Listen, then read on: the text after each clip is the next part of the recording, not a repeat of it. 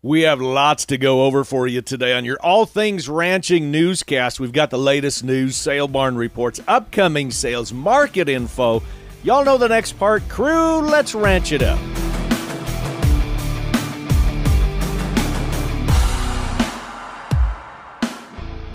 Good day, everyone, and thanks for riding with us on this all-new episode of the Ranch It Up Radio Show. I'm Jeff Tigger Earhart. And I'm Rebecca Warner, a.k.a. Beck. A big thank you goes out to our partners, the American Gelbvieh Association, the Tri-State Livestock News, the Farmer and Rancher Exchange, and the Fence Post, the 67th Annual Home on the Range Champions Ride Saddle Bronc Match. It's coming up. Westway Feed Products, Medora Boot and Western Wear, Dakota Cowboy, Allied Genetic Resources, LivestockMarket.com, EquineMarket.com, AuctionTime.com, RFD TV, the Cowboy Channel, and Wrangler.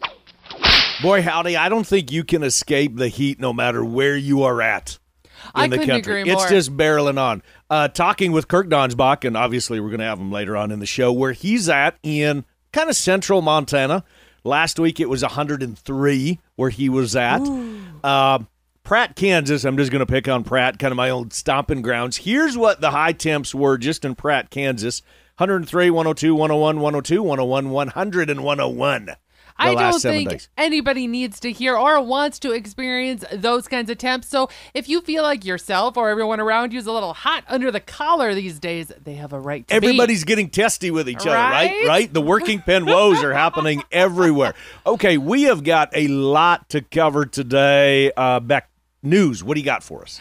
To kick us off, there is a new study by Harvard Law School and New York University claims that the interaction between humans and livestock may continue to threaten to expose people to a variety of infectious diseases, especially following contact with birds, hogs, cattle, and pets, exotic or otherwise. The survey noted that with nearly 3,000 species of native wildlife, 10 billion livestock and poultry, and 328 million people, the stage is set for cross-species infections. Oh boy, howdy, I'm going to have a heyday with this. Go ahead and finish. The 170-page report cites zoonotic disease experts who compared disease outbreaks to forest fires with large populations of wild and captive animals representing dried-out trees and kindling. The study was launched to examine the potential sparks that already have led to such disease outbreaks as the 2009 swine flu outbreak that hospitalized more than 900,000 U.S. residents and the 1918 influenza pandemic. That pandemic killed more Americans than World War I, World War II, and the Vietnam War combined, the report said. The Animal Markets and Zoonotic Disease in the United States study also points out the legal importation of more than 224 million live wild animals and 883 million wildlife products in 2019, and the 22 million livestock animals imported in the same year boost the potential for new disease outbreaks. The nation's industrialized system of animal production to meet the demand for protein by U.S. consumers also can amplify some aspects for disease risk, the report added. Industrial animal agriculture, livestock auctions, live animal markets, backyard poultry production, and livestock fairs are among the areas researchers noted as potential trouble spots for the meat industry and its workers when it comes to the spread of infectious diseases between animals and humans on a large scale. The report also provides a section on policy themes and challenges to limit the threats. Now, this is where I come in and I chime in. I've got a problem with this one. You knew I was going to jump in on this. Is number one, why is it Harvard Law School that's doing this study? Why is it New York University that's doing this study? Why is it not some of our top vet schools? Why is it not OSU? Why is it not K-State? Why Michigan is it not State? Michigan State. I mean, I don't mean to pick some out, but why is it not our top animal science universities and our veterinary universities doing this study if there is concern? I would agree with you. Why are not more of these land grant schools, as you may even call them, that have strong agricultural programs in place that have absolutely zeroed in and honed in on exactly what they are saying in their study? Why is Harvard Law and New York University being involved when that's, I may be speaking out of turn on this, that is not their forte, we shall say. Okay, you and I could go on and on and on. What else you got in the news department? Harvard Law, I don't tell you. The USDA's Food Safety and Inspection Service has issued a questionnaire to inspectors to use with establishments that slaughter any cattle. All such establishments are to have completed the Raised Without Antibiotic (RWA) Labeling Claims Questionnaire in the Public Health Information System by August 18th, 2023. That's just around the corner. FSIS will use the results of this questionnaire to direct future sampling related to these claims. The questionnaire is part of FSIS's effort to tighten up assurances around its claims-based labeling programs. Animal rights and environmental activists recently have stepped up their scrutiny on how FSIS monitors such claims. The claims covered by the new questionnaire include, listen closely, no antibiotics, no antibiotics ever, no antibiotics added, no antibiotics administered, raised without antibiotics, antibiotic free. I'm not done yet. There are more. This also keeps going on. Included no added antibiotics, no antibiotics in feed, water, or intramuscular injection, raised without antibiotics, pesticides, or added growth hormones, no added antibiotics or added hormones, no antibiotics administered, no growth stimulants or added hormones, no antibiotics, no added hormones, and other applicable claims indicating no antibiotic use. Okay, I'm ready to jump in on this one too. So number one, why are animal rights and environmental activists stepping up and they are making our regulations? Oh, I'm going to go down a rabbit hole with this one. When it comes to antibiotic use, I understand, and we're trying to do it too on our place. We're trying to stay away from antibiotics. But just like you and me, just like everybody listening, there are times when antibiotics are necessary for the animal's welfare. Not to be used all the time. Yes, to be used judiciously. We talk about that all the time. So when you went through, I don't even want to know, what is there, a dozen that are on your list or something like that? And what bothers me is that the dozen on this list all actually say the exact same words. They repeat each other. The same thing. So here we go. Here's more of our tax dollars at use of trying to create this new questionnaire that is, let me see here, to tighten up assurances around its claims-based labeling programs. I understand as a marketing program to have antibiotic-free. I'm all for it. But this is just going a little bit too far down the rabbit hole. And that's my opinion. Tapped on two words right there, claims and, of course, marketing strategy. All right, I've got mine wrapped up. Tigger, what do you have? Now that we're all amped up on this deal. Okay, cattle inventory time. The mid-year cattle inventory data, which was released last Friday, by the way, showed producers are raising, get this, the smallest herd since 1971. We've talked about it a lot. Kirk has made reference towards it. It's down 3% from the same time last year at this time. The USDA, National Agricultural Statistics Service, reported all cattle and calves in the United States on July 1st of this year totaled 95.9 million head. That is down. That's 3% below the level July 1st of 2022. The declines were apparent in pretty much every category. All cows and heifers that have calved are 2% below compared to last year at this time. Beef cows were down 3% when compared to last year at this time. All heifer calves, 500 pounds and over in July, on July 1st, 4% below where they were last year.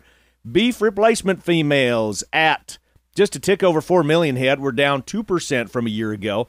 Steers, 500 pounds and over when compared to the following year, down 3%. Calves under 500 pounds, down 3% when compared to last year. Interestingly enough, cattle and calves on feed for slaughter in market in the United States in all feedlots on July 1st, 2023, down 2% from the previous year. But cattle on feed and feedlots with a capacity of 1,000 or more head accounted for right around 85.5% of the total of cattle on feed. According to this report, we're actually slightly above the previous year, interestingly enough. So, I am not a marketing expert by any stretch of the imagination. I just bring you the experts that we do each and every week. But I am going to speculate because of the numbers that we just said and because of the heat that is barreling on across the country. I would imagine that the cattle market is going to continue to remain strong. Tigger, with that, I think you just gave all of us a whole lot of food for thought right there. There was a lot going on in this news segment. I told you at the top of the show we got a lot to cover for y'all. Coming up after the break, we're going to be going through the numbers. A lot of you have been wanting to know what sale barns are bringing, what those calves are bringing, what markets are bringing, especially in light of the news we just brought you. So stay with us. We've got a lot more of the Ranch It Up Radio Show. It's coming up right after this.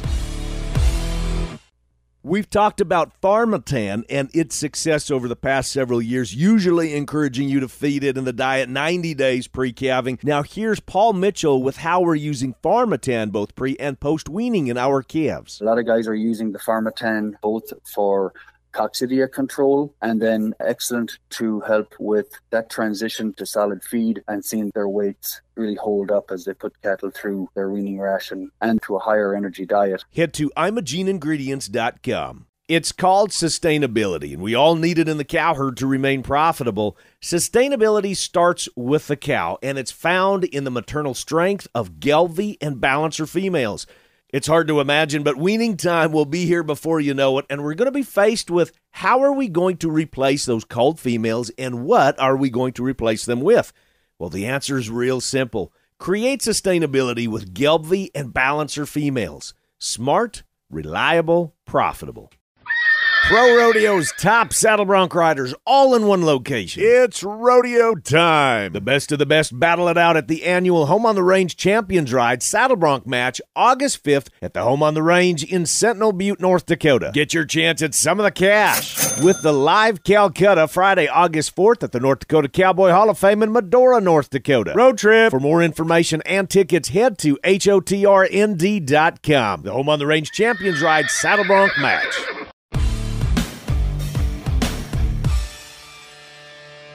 Welcome back, everyone, to the Ranch It Up Radio Show. You can get a hold of us by texting 707-726-2420. You can call and leave us a message there as well. You can email us, ranchitupshow@gmail.com, prowling around social media at Ranch It Up Show. By request, a recap of Western Video Market's July 10th sale, which took place in Reno, Nevada, July 10th through the 12th, actually, the Silver Legacy sale. And for additional information, you can go to www.westernvideomarket. That's wvmcattle.com, wvmcattle.com. The recap of the Silver Legacy sale, July 10th through the 12th. You ready for this? On to, and I've just got kind of random groups here. I just pulled some different ones out by request. Here is 1,020-weight steers, 515 head in this draft, 240 and a quarter. 1,010-weight steers, 500 in this draft at 260. A group of open heifers, they were right around 725 pounds, 860 in this draft, selling for 245. A big bunch of spayed heifers, we're talking 1,500 plus head of spayed heifers weighing 880 at 236. Here is another big bunch of open heifers, right around 1,000 head, weighing 8 1/4, selling for 240. Some weaned steers, these are 610 weights. Here's a pot load at 303 1/2. Here is another pot load of 610 weight steers, weaned steers, at 282. Some heifer calves, these are some 6 weights. There was 162 in this draft. 6-weight heifer calves at 244 1/2. Some steers from one outfit, 200 steers, 2 pot loads, 6 80-weight steers at 281 1/2, and then the heifer mates, 200 head, 645 weights at 272 1/2. Again, this is a recap of Western Video Market Silver Legacy sale, July 10th through the 12th. On to some breeding cattle, some pairs. Are you ready for this? Here's 35 pairs that I picked out. The cows were weighing, they're kind of lighter weights. They were weighing around 1,050, 200-pound calves on their side, $3,200 a pair. Did you get that? Some bred cows, 200 head of bred cows. I do not have any details on the bred cows, by the way. I don't know what they're bred to, what they're out of. I don't know if they're ultrasounded. I don't know the health of management actually on any of these lots. It's just generally speaking. 200 head of bred cows weighing around 1,250, bringing 29.25 around. Here's another group of bred cows, 330 head, 1,350. Some heavier cows being around $2,400 a head. Another group of 100 head of bred cows, 1,300 pounds, $2,500 a head. Here's a group of bred heifers, the heavy ones, right around 1,300 pounds for this group of bred heifers. Again, I don't know who they're out of. I don't know who they're bred to. I don't know any of that information. I just have bred heifers, 1,300 pounds, $3,075. Did you hear that? Another group of bred heifers, the lighter weights from the same outfit, 1,200 pounds, bringing $3,350 around. So now when you are hearing some of these market prices, I'm curious what some of your strategies are this year. Are you listing those calves with maybe livestockmarket.com? Are you shopping through your superior reps? Are you seeing what's out there? Are you trying to sell them private treaty off the place? Are you consigning them to a sale? Are you keeping said heifer calves? Are you going to replace some cows? Give us a call and let us know what those details are. I'm really curious what a lot of you are doing out there in terms of marketing this year when prices are hot. Stick around. We're talking markets when we come back. The Ranch It Up radio show. It's all things ranching, cattle, cowboy, and markets, some history, lots of news and information, topics to help you put dollars back into your pocket. That's just a little bit of what you will hear each and every week, and we strive to bring you what you need. Now, if there's a subject that you want us to cover, a sale barn, say a producer you want us to talk to, get a hold of us anytime. Our email, ranchitupshow@gmail.com. Call or text us at 707-RANCH-20, and remember, it's your program, not ours. EquineMarket.com puts you in control of buying and selling horses of all breeds and disciplines. The easy-to-use online platform at EquineMarket.com offers private treaty sale, online auction, and live auction internet bidding. Horses never leave the farm until the buyer arrives, and because buyers connect directly with sellers, there's no middleman. Sell horses and hay on your terms today with EquineMarket.com. Everyone asks me, Tigger, where do you get your boots? What do you look for in boots? Well, for me, it's customer service and American-made boots and tack. Medora Boot and Western Wear takes care of everything I need. You can shop online at medoraboot.com or follow along Facebook and Instagram. Give Medora Boot and Western Wear a call and tell them Tigger sent you. Medora Boot and Western Wear, making boots great again. Hashtag Tigger approved.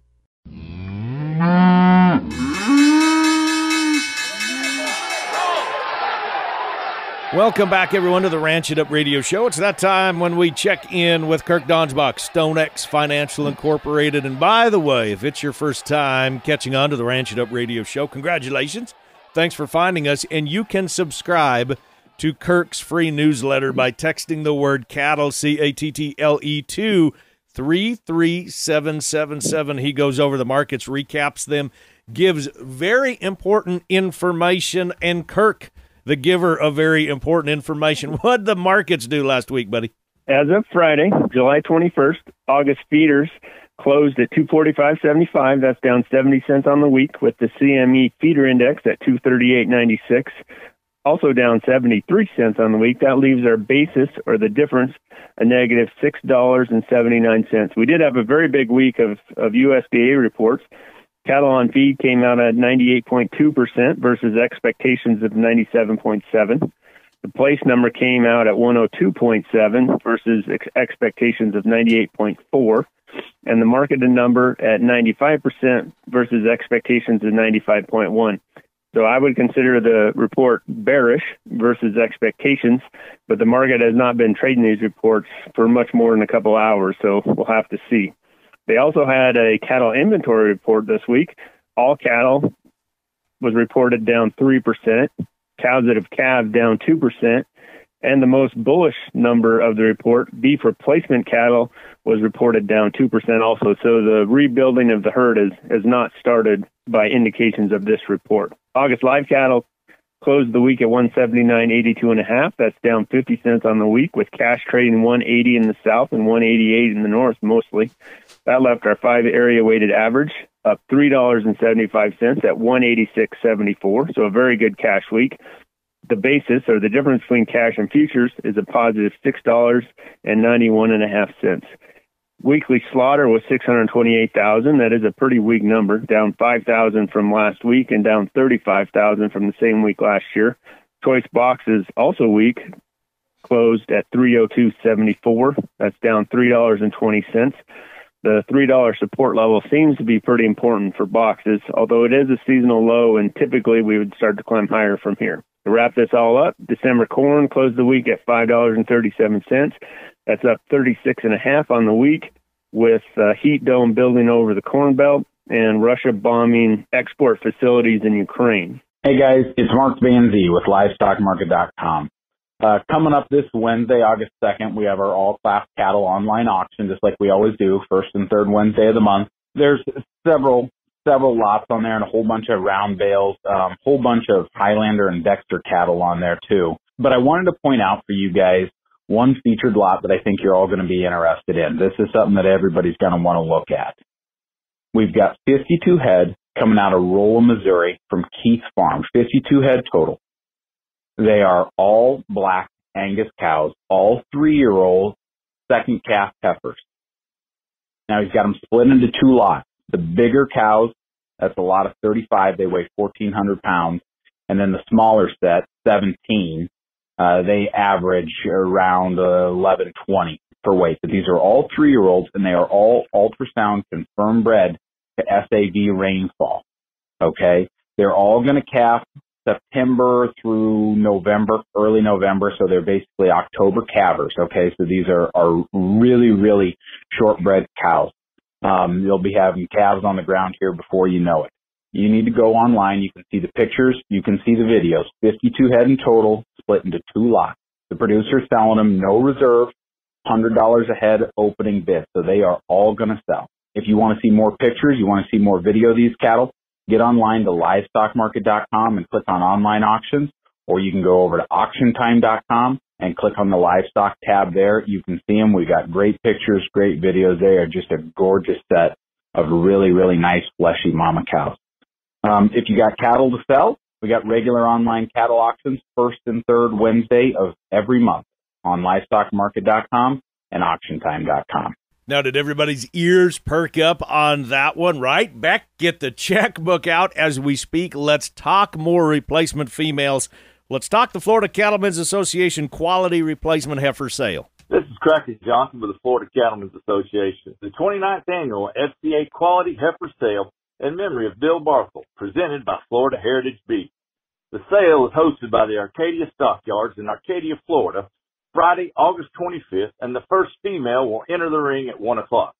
Consigners include Spur Landing Cattle, Longino Ranch, Kempfer Cattle Company, Cow Creek Cattle, Eagle Island Ranch, Mo Brangus, Laxey Cattle Company, Walpole Cattle Company, Williamson Cattle Company, Perry Cattle Ranch, Dixie Cattle Company, Dees Brothers, Philip Crawford, and many more. The sale boasts a great offering of Brangus, Beefmaster, Gertz, and other Brahma and Angus-influenced females and will include bred and open heifers. Buyers will have a chance to win the $1,000 bull credits from both R.A. Brown Ranches and Gene Plus. Also, there'll be a drawing for a spring gobbler hunt on Buck Island Ranch and a backpack from King Ranch Saddle Shop and many more. Sponsored by Florida Heritage Beef, Fenco Farms, Datamars, and Gallagher. For more information, call Kevin Escobar at 813-629-8049 or Cracker Johnson at 352-535-5320 or look us up on Facebook. Florida Cattlemen's Association Quality Heifer Sale. Thank you. Before we say fare thee well. That's the line I always use, fare thee well. Who was it that just sent me an email? I got to check that, but somebody said, that's your catchphrase. That's a Tiggerism. Fare thee well. That's a Tiggerism, right? All right, we have a big tip of the hat, and that is to all of you that are showing right now at the various livestock shows and fairs across the country, as well as a tip of the hat to the parents, the volunteers, the show moms, all of those that are involved in making this happen year after year, battling the heat, keeping the flies under control, the kids all corralled, not just the livestock. Right, herd the squirrels, right. And with that, I'm going to add to that, too, that I know a lot of you are going to the same shows year after year after year after year after year. Maybe this is your first time. And it's old hat to you. I get it. I understand. I grew up with it. We still do that. But thank those volunteers. Even though they are the same people that you see week in and week out, thank those people for what they do, because it takes a heck of a lot of volunteers to be able to put on those various different shows in the state fairs and the county fairs. And just to thank you, you know what? It goes a long ways. And now it's time to wrap this one. A big thanks from our crew to yours. Mark Vanzi with LivestockMarket.com. Kirk Donsbach, StoneX Financial Incorporated. Cracker Johnson with the Florida Cattlemen's Association Quality Replacement Heifer Sale that's coming up. And, of course, to you, the boss lady, Rebecca Warner, a.k.a. Beck, doing all the news research out there. A big thank you to our partners, the American Galvay Association, the Tri-State Livestock News, the Farmer and Rancher Exchange, and the Fence Post, the 67th Annual Home on the Range Champions Ride Saddle Bronc Match, Westway Feed Products, Medora Boot and Western Wear, Dakota Cowboy, Allied Genetic Resources, LivestockMarket.com, EquineMarket.com, AuctionTime.com, RFD TV, the Cowboy Channel, and Wrangler. And before we say fare thee well one more time, I just want to let y'all know that Beck is sitting there. Literally, we're putting together the show for you. She's got her feet up on the desk as we speak. We're not even going to talk anymore about that. Crew, so glad y'all came with us one more time as we ranch it up. Be sure to follow and like us on Facebook at Ranch It Up Show. We've got updates, multiple ones there each and every week. Our email is ranchitupshow@gmail.com. Call and text us 24/7 at 707-726-2420. It's 707-RANCH-20. That'd be the number. Spread the good word and join us again next week, where it's always Tigger approved. Stay ranchy and ranch it up. And get your darn boots off the desk. You always yell at me about that.